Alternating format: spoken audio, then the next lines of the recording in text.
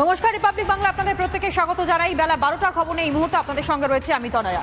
যে ব্রেকিং খবরের দিকে এই মুহূর্তে আমাদের নজর থাকবে। চন্দ্রনাথ সিনহা কারামন্ত্রী এই রাজ্যের চন্দ্রনাথ সিনহা, এবং সেই চন্দ্রনাথ সিনহার বিরুদ্ধে উঠেছিল দুর্নীতির অভিযোগ। নিয়োগ দুর্নীতির মামলায় এবার আত্মসমর্পণ চন্দ্রনাথ সিনহার। কারামন্ত্রীর আত্মসমর্পণ ইডি আদালতে, শেষমেশ আত্মসমর্পণ চন্দ্রনাথ সিনহার। মেঘা আমাদের প্রতিনিধি এই মুহূর্তে আমাদের সঙ্গে রয়েছে টেলিফোন লাইনে। আরো বিস্তারিত জানবার চেষ্টা করবো। মেঘা, সঠিক তথ্য এবং একই সঙ্গে চন্দ্রনাথ সিনহা হঠাৎ তিনি আত্মসমর্পণ করলেন, এর কারণটা কি জানতে পারছো প্রাথমিকভাবে? দেখো, আদালতের তরফ থেকে একটা ডেডলাইন দেওয়া হয়েছিল যে 12ই সেপ্টেম্বরের মধ্যে ইডির বিশেষ আদালত অর্থাৎ নগর দায়রা আদালতে তাকে আত্মসমর্পণ করতে হবে। মূলত প্রাথমিক নিয়োগ দুর্নীতি মামলাতে চন্দ্রনাথ সিনহার নাম উঠে এসেছিল এবং এই চন্দ্রনাথ সিনহার বাড়ি থেকে 41 লক্ষ টাকা বাজেয়াপ্ত করেছিল তদন্তকারী আধিকারিকরা তথা ইডির জোন 2। এবং তারপরেই যে ছবিটা দেখা গিয়েছিল যে এই চন্দ্রনাথ সিনহা যার বাড়ি থেকে টাকা উদ্ধার করা হয়েছিল তিনি সেই টাকার কোনো রকম সঠিক হিসেব দিতে পারেননি। তার জন্য তাকে বারংবার তলব করা হয়েছিল, তিনি দুবার হাজিরাও দিয়েছিলেন। অবশেষে আদালতে দ্বারস্থ হয়েছিল ইডির আধিকারিকরা এবং আজকে অত্যন্ত গুরুত্বপূর্ণ বিষয়, তদন্তকারী আধিকারিকরা শান্তিতে নিজেদের হেফাজতে পেতেন মন্ত্রী চন্দ্রনাথ সিনহাকে। এবং এই তারপরে চন্দ্রনাথ সিনহার তরফ থেকে যিনি আইনজীবী ছিলেন তিনি 10,000 টাকার বন্ডে আপাতত এখনো পর্যন্ত জামিন পেয়েছে, এমনটাই আদালত সূত্রের খবর। এবং আগামী 16ই সেপ্টেম্বর এই মামলার পরবর্তী শুনানি রয়েছে। অর্থাৎ এবার দেখার বিষয় যে ইডি আধিকারিকরা তারা নিজেদের হেফাজতে চন্দ্রনাথ সিনহাকে পান কি পান না সেটা যেরকম একদিকে গুরুত্বপূর্ণ, অন্যদিকে নিজেকে বাঁচাতে অর্থাৎ 41 টাকার হিসেব যাতে না থাকে 41 লক্ষ টাকা। তুমি আমাদের সঙ্গে থাকো। আইনজীবী তথা বিজেপি নেতা কৌস্তব বাগচি তিনি এই মুহূর্তে আমাদের সঙ্গে রয়েছেন। কৌস্তব বাবু, আপনার প্রতিক্রিয়া নেব। চন্দ্রনাথ সিনহা তিনি যে নিয়োগ দুর্নীতির সঙ্গে যুক্ত রয়েছেন, শুধু তাই নয়, একই সঙ্গে ইডি আদালত স্পষ্টত জানিয়েছে চন্দ্রনাথ সিনহাকে আত্মসমর্পণ করতে। গোটা বিষয়টার সম্পর্কে আপনার প্রতিক্রিয়া? প্রতিক্রিয়া দেব, রাজ্যের মন্ত্রীরা যারা সংবিধানের নামে শপথ নিয়েছে মানুষের সেবা করবে, জনস্বার্থে কাজ করবে, তাদেরকে আজকে কোর্টে হাজিরা দিতে হচ্ছে। এমন বিষয় নয় যে দেশের কোনো উপকারে লেগেছে, এরা দেশের কোনো বিষয়ে লড়াই করে এরা যে যাত্রা বরণ করছে বা কোর্টে গিয়ে হাজিরা দিচ্ছে, বিষয়টা এরকম না। সব কথা হচ্ছে অভিযোগ হচ্ছে চুরি। কারোর কাছে এত টাকা পাওয়া গেছে, কারোর খাটের তলা থেকে টাকা পাওয়া যাচ্ছে, কারোর বান্ধবীর বাথরুম থেকে টাকা পাওয়া যাচ্ছে, এরকম প্রচুর জিনিস। মানে এই তৃণমূলের মন্ত্রীরা যা অবস্থা করেছে। এই মুহূর্তে আরো একটা ব্রেকিং আপনাদের সামনে রাখি, যেখানে ইডি আদালতে আত্মসমর্পণ কারামন্ত্রী চন্দ্রনাথ সিনহার, তবে জামিন দিল বিশেষ ইডি আদালত। এই মুহূর্তের অন্যতম বড় খবর, চন্দ্রনাথ সিনহাকে জামিন দিল বিশেষ ইডি আদালত। 10,000 টাকার ব্যক্তিগত বন্ডে এই জামিন এবং 16ই সেপ্টেম্বর মামলার পরবর্তী শুনানির দিন ধার্য করা হয়েছে। আরো একবার জানাই, চন্দ্রনাথ সিনহাকে জামিন দিল বিশেষ ইডি আদালত। 10,000 টাকা ব্যক্তিগত বন্ডেই এই জামিন। কৌস্তব বাবু যেমনটা বলছিলেন, দেখুন, জামিন পাওয়া না পাওয়াটা খুব একটা গুরুত্বপূর্ণ বিষয় নয়, কারণ জামিন দেওয়া না দেওয়া সবটাই হচ্ছে কোর্টের ডিসক্রিশন। এই যে আজকে ধরুন এই চুরি বা দুর্নীতির অভিযোগে এই মন্ত্রীদেরকে গিয়ে কোর্টে সারেন্ডার করতে হচ্ছে, মমতা ব্যানার্জি বাঙালিদের সম্মান, বাঙালিদের আত্মসম্মান এত করছে, এটা কি বাঙালিদের সম্মান বাড়াচ্ছে? গোটা দেশ জুড়ে পশ্চিমবঙ্গের একজন ক্যাবিনেটের সদস্য, তার এই অবস্থা, তার বিরুদ্ধে দুর্নীতির অভিযোগ। এমন না যে তিনি মানুষের স্বার্থে কোনো আন্দোলন করেছিলেন তারপরে তার বিরুদ্ধে মামলা হয়েছে, এই ধরনের ব্যাপার না।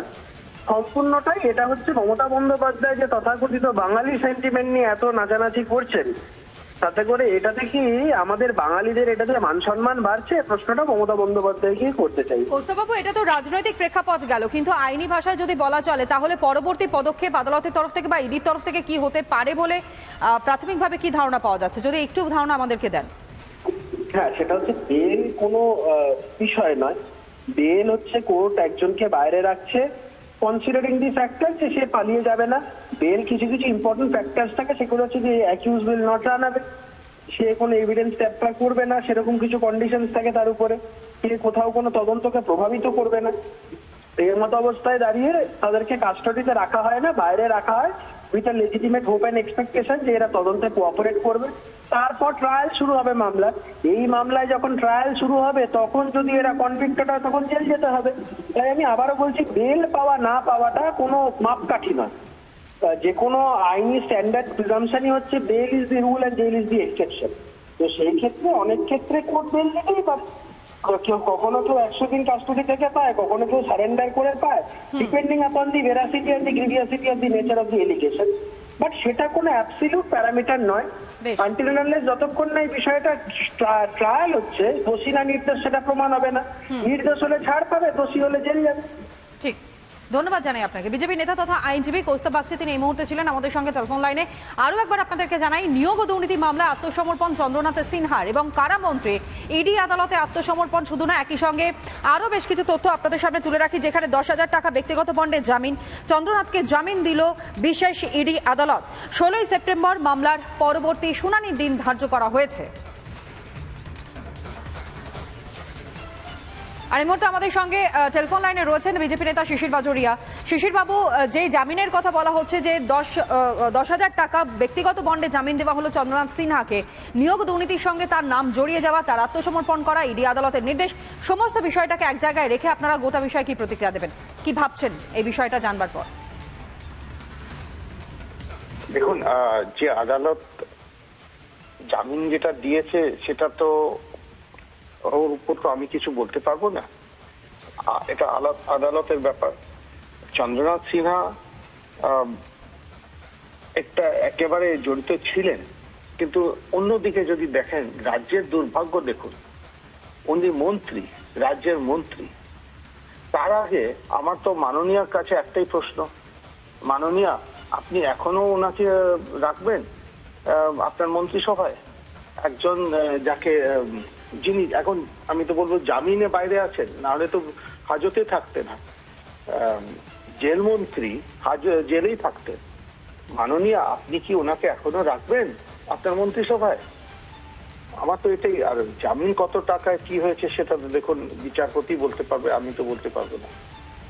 আপনারা এই প্রশ্ন তুলছেন, কিন্তু বিপক্ষের পক্ষ থেকে তো এই যুক্তিও সামনে রাখা যেতে পারে যে এখনো পর্যন্ত সবটা প্রমাণিত নয়, যে কারণের জন্য হয়তো সেই পজিশন, অর্থাৎ এখনো পর্যন্ত রাজ্যের কারামন্ত্রী হিসেবে চন্দ্রনাথ সিনহার নামটা একেবারে জলজল করছে। সেটা ঠিকই, এখনো তো ওনার বিরুদ্ধে তো কোনো শাস্তি হয়নি, এটা তো উনি বিচারাধীন। কিন্তু আমার তো একটাই প্রশ্ন, যখন একজন মন্ত্রী, একটা ইংরেজিতে আছে না, Caesar's wife, not only virtuous, you have to appear to be virtuous also. শুধু এটা না দ্যাট যতক্ষণ আপনার প্রমাণ হচ্ছে না।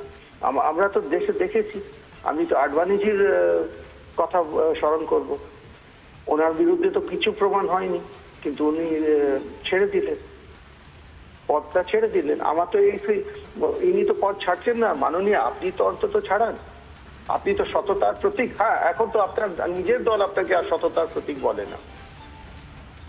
বেশ, ধন্যবাদ জানাই বিজেপি নেতা শিশির বাজোরিয়া, তিনি এই মুহূর্তে আমাদের সঙ্গে ছিলেন। আরও একবার আপনাদেরকে জানাই, যে প্রশ্ন ইতিমধ্যে বিজেপির পক্ষ থেকে উঠতে শুরু করে দিয়েছে, শুধুমাত্র যে কারামন্ত্রী চন্দ্রনাথ সিনহা তা তো না, একই সঙ্গে নিয়োগ দুর্নীতিতে আপনারা জানেন সেই সময় শিক্ষামন্ত্রী হিসেবে পার্থ চট্টোপাধ্যায় তিনি ছিলেন, এমনকি সচিব হিসেবেও তিনি ছিলেন। কিন্তু সেই পার্থ চট্টোপাধ্যায় তাকে পর্যন্ত গ্রেফতার হতে হয়, দুর্নীতির সঙ্গে নাম জড়ায়, কিন্তু তারপরেও কিন্তু তার হয়ে ডিফেন্ড করতে দেখা গিয়েছে, ময়দানে নামতে দেখা গিয়েছে তৃণমূল কংগ্রেসকে। আর এবার চন্দ্রনাথ সিনহা, কোনো বড় পদক্ষেপ কি তৃণমূল কংগ্রেস নেবে, সেদিকে তাকিয়ে রয়েছে রাজনৈতিক মহল।